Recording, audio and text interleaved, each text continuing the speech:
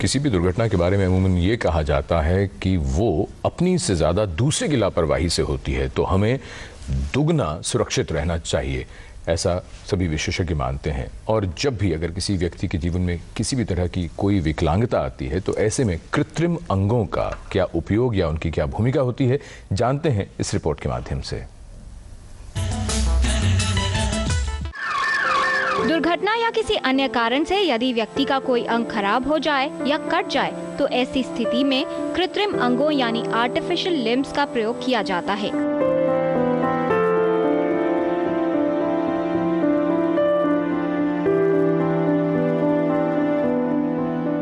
Artificial limbs या उपकरण advance science और टेक्नोलॉजी की मदद से इतने उपयोगी बनाए जा रहे हैं कि व्यक्ति इन्हें पहनने के बाद बिल्कुल सामान्य महसूस करता है। ये कृत्रिम अंग न केवल हाथ व पैर बल्कि जोड़ों जैसे घुटने, कूल्हे व कंधे के लिए भी प्रयोग किए जाते हैं।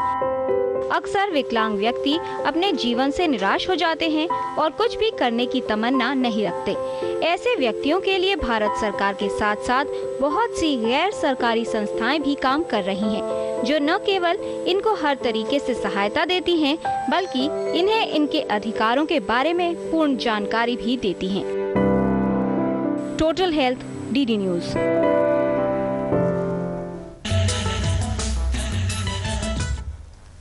तो बहुत सी सुविधाएं, बहुत सी जानकारी मौजूद है, उसके विषय में भी करेंगे बात, लेकिन उससे पहले बिहार से बंसी जी हैं टेलीफोन लाइन पर। बंसी जी, आपका बहुत स्वागत, पूछें सवाल। जी, मैं पूछना चाहता। बंसी जी आप मोबाइल फोन से बात कर रहे हैं, थोड़ा सा बाहर आ जाइए, थोड़ा सा अपनी पोजीशन को जरा बदल लीजिए और फिर बात करिए। जी बताएं, सवाल क्या है? यस सर, मैं पूछना चाहता हूं कि मैं बचपन में मुझे पोलियो मार दिया, ठीक है जी। उसके बाद हमको फिर जब पैर पर हाथ रखकर चलने लगे जी, और उसके बाद हमारा फिर से एक्सीडेंट हो गया, पैर छोटा हो गया है जी। और उसके बाद और जब हुआ तो ऑपरेशन डॉक्टर साहब ने नहीं किया और बोले कि अब ऐसे ही हड्डी जुड़ गई है। उसके बाद मेरा पैर छोटा हो गया और हड्डी वहाँ पे बहुत पतला और जी बताइए। और हम वाटर के सहायता से भी चल रहे हैं, उसका मतलब कुछ। यस सर जी, तो ठीक है। यस सर, आप बिहार में कहाँ रहते हैं, कहाँ से फोन कर रहे हैं? मैं बिहार में पटना में है आप? मैं बिहार में पटना जिला से बाढ़, पटना जिला है जी, बाढ़। ठीक जी जी जी। बंसी जी, डॉक्टर साहब जवाब दे रहे हैं, आप ध्यान से सुनिए। जी बंसी जी, उम्र कितनी है?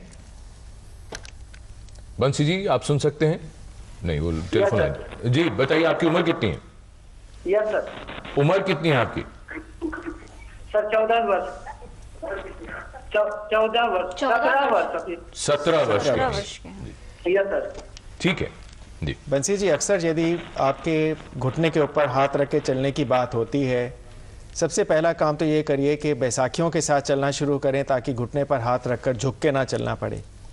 दूसरा, यदि आप पटना के पास में हैं तो पटना मेडिकल कॉलेज के पुनर्विकास विभाग में आप जाके एक बार जांच करवाएं। यदि ज़रूरत पड़े ऑपरेशन करने की तो ऑपरेशन करके पाँव में कोई टेढ़ापन हो तो सीधा किया जा सकता है। सीधा करने के बाद कैलिपर लगा के आप मेरे हिसाब से सीधा चल सकते हैं। अच्छा डॉक्टर युग सिंह, वापस लौटे अपने विषय पर जिस पर हम बात कर रहे थे कि हैंडीकैप जब भी कोई व्यक्ति हो जाता है, डिसेबिलिटी हो गई, मान लीजिए कोई दुर्घटना हुई या पैरालिसिस में अक्सर होता है कि पैरालिसिस हुआ, आधा भाग शरीर का काम नहीं कर रहा। ऐसे में एक तो चीज़ हुई कि एक अंग प्रभावित हो रहा है, साथ में क्या उसका प्रभाव शरीर के इंटरनल ऑर्गन्स जो हैं, क्या वो भी प्रभावित हो सकते हैं?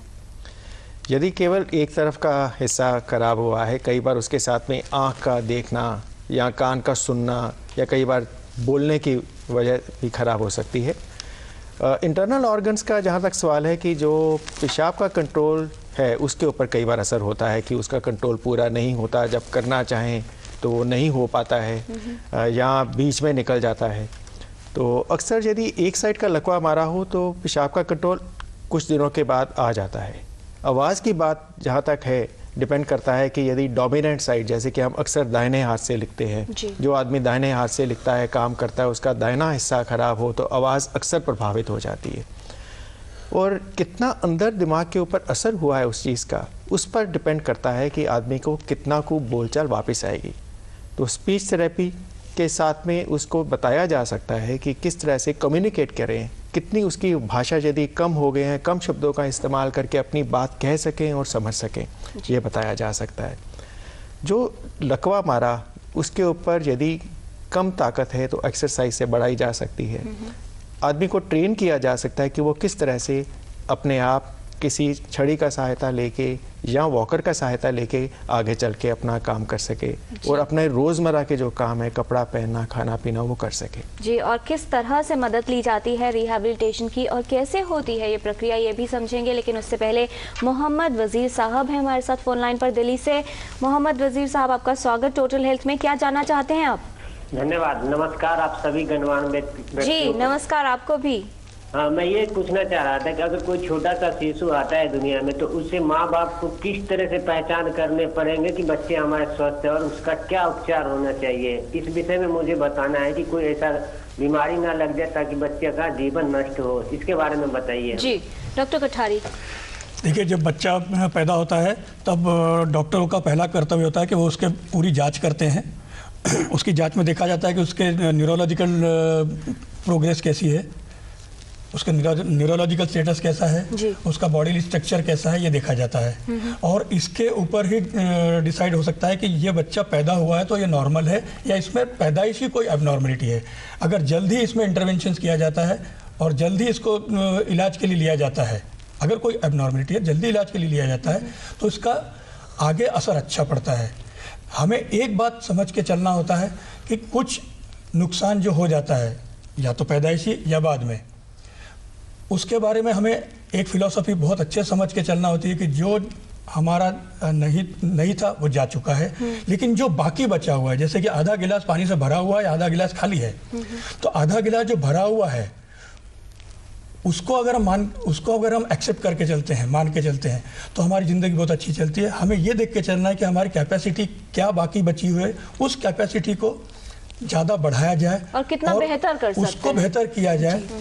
यही अर्ली इंटरवेंशन का मुद्दा होता है। अर्ली इंटरवेंशन में जो उसकी कैपेसिटी बची होती है, नुकसान होने के बाद जो बाकी बचा हुआ उसको कितना बढ़ाया जाए, उसको कितना सही ढंग से इस्तेमाल किया जाए और उस बच्चे की आगे की जिंदगी को कितना अच्छा बनाया ये जो हमारे कॉलर का सवाल जी प्रश्न था कि जन्म के बाद क्या ध्यान रखा जाए, लक्षण कैसे पहचाने, लक्षण क्या होंगे किसी बच्चे को देखकर। जी, उसका इम्यूनाइजेशन, वैक्सीनेशन पूरा करवाएं, वो बहुत जरूरी है। जी, बहुत पॉइंट है। लेकिन इसके अलावा डॉक्टर यू सिंह, पहचान, अगर छोटा बच्चा है, अभी अभी जन्म हुआ है, माता पिता है लेकिन उतना समझ नहीं है, जो आसपास के डॉक्टर्स हैं, कोई ऐसे वार्निंग साइंस हो सकते हैं कि जल्द पहचान हो पाए? जैसे बच्चा पैदा हुआ, माँ का दूध नहीं पी सकता है या उसका हाथ या पाँव उस तरह से नहीं चलता है जैसे कि बच्चा रोए या जब चलाए तो दोनों हाथ चलते हैं, पाँव चलते हैं, कोई नहीं चले। दूसरी बात, जब बच्चा थोड़ा सा बड़ा होना शुरू होता है, जैसे कुछ लक्षण है कि आँख मिलाना शुरू करता है 5वें हफ्ते में, उसके बाद सर उठाना शुरू करता है, बैठना शुरू करता है, जो नॉर्मल समय है उससे पीछे हो जाए, माइलस्टोन्स प्रॉपर नहीं, माइलस्टोन्स डिले हो जाए, तो इसका मतलब उसमें कुछ ना कुछ विकलांगता है। जी, तो ये एक बहुत ज़रूरी बात है समझने के लिए। और पूनम जी, आपसे हम ये समझना चाहेंगे, जब भी बात आती है लक्षणों को पहचानने की बात आती है, तो शारीरिक तौर पर जो लक्षण आते हैं वो तो दिखते हैं और बहुत से लोग उसे पहचान भी लेते हैं, लेकिन जब बात आती है मानसिक तौर पर कुछ भी अगर कहीं कुछ कमी हो रही है, कितना मुश्किल होता है उसे पहचानना?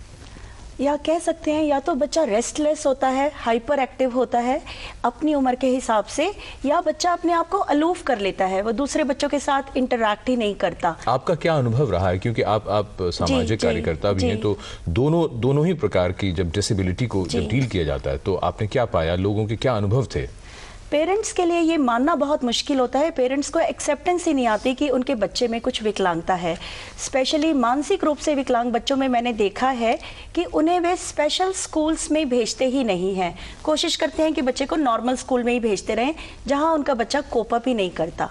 जी। तो ऐसे में काफ़ी दिक्कतों का सामना करना पड़ता है। जी, और जब इस तरह की कोई समस्या आती है तो उसमें बहुत अहम भूमिका होती है रिहैबिलिटेशन की, कि बहुत अच्छी तरह से वो व्यक्ति जो है, जो इस स्थिति से गुजर रहा है, वो आत्मनिर्भर हो पाए।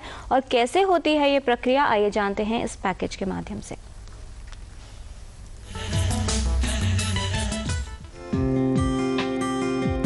शारीरिक विकलांगता होने पर व्यक्ति पूरी तरह से अपने दैनिक कार्य के लिए दूसरों पर निर्भर हो जाता है और ऐसे में उसे हर काम करने के लिए सहारे की जरूरत होती है। ऐसी स्थिति में रिहैबिलिटेशन यानी पुनर्वास की अहम भूमिका होती है।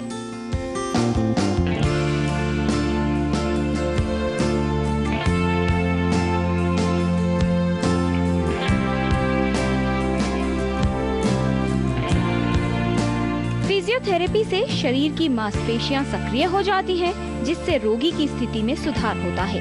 रिहैबिलिटेशन से विकलांग व्यक्ति दैनिक कार्यों को करने में सक्षम हो जाता है और आत्मनिर्भर बन जाता है। Total health, DD news.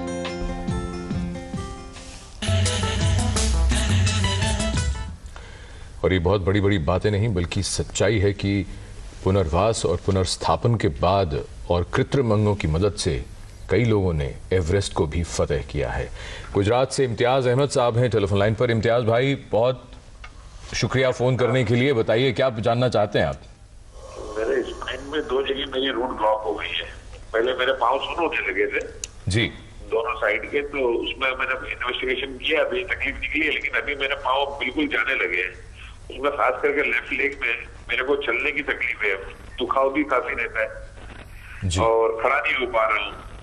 अच्छा, कुछ और पूछना चाहेंगे डॉक्टर यू सिंह? शुरू में कुछ आवाज साफ नहीं आ रही थी, आप कारण क्या हुआ जब से तकलीफ हुई? मेरे को ये स्पाइन के कारण पहले राइट लेग में सेंसेशन गया, उसके बाद में मैं लेफ्ट साइड का भी मेरा जाने लगा। तब मैंने डॉक्टर को बोला तो उन्होंने भी धीरे धीरे इन्वेस्टिगेशन करते गए, MRI भी हुआ, CT स्कैन हुआ, बाजू माइलोग्राम भी किया इन्होंने। बाजू ठीक है? हाँ, बाजू ठीक है, मेरे हाथ अच्छे हैं, हाथ में तकलीफ नहीं है। मेरा निचला हिस्सा ही गया, मेरे बॉडी का नीचे का हिस्सा है ना, वो काम नहीं कर पा रहा है जल्दी। जी जी, देखिए यदि स्पाइन खराब हो और पाँव में कमजोरी हो तो बाजू के सहारे से यदि हम आपको ट्राई करें किसी भी पुनर्वास विभाग में आप जाके, तो आपके बाजू को स्ट्रांग करके आपको इस चीज़ में निपुण किया जा सकता है कि या तो आप कैलिपर्स के साथ में चल लें और व्हीलचेयर के साथ में अपना रोज़मर्रा का काम कर लें और खाने कमाने के काबिल भी हो सकते हैं। आपको केवल रिहैबिलिटेशन की ज़रूरत है।